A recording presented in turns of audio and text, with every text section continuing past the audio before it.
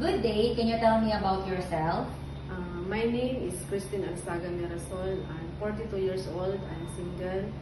I'm from Barangay Agpay, Ginubatan, Albay, from Philippines. Do you have kids? Yes, I have 4 kids.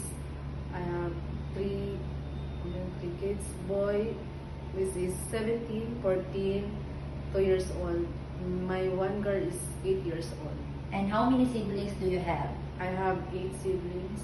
What is your order in the family? 7. Can you tell me about your educational background?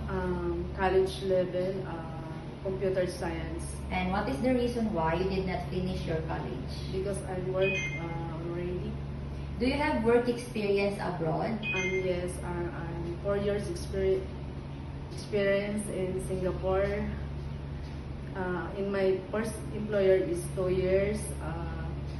I will do all around washing, cooking, ironing, take care of the kids.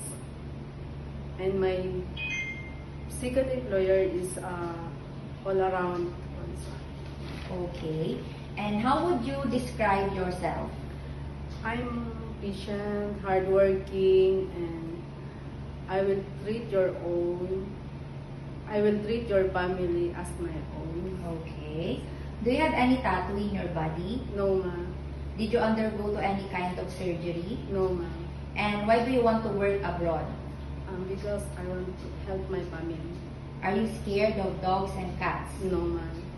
And can you please give me your idea how can you take care of naughty children and children with tantrums? I will talk the kids calmly, and I will have more patience. Okay, that's right. And what is your message to your future employer?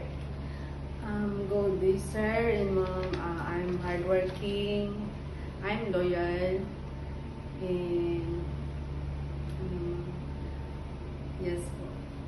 Okay, thank you. Thank you, ma'am.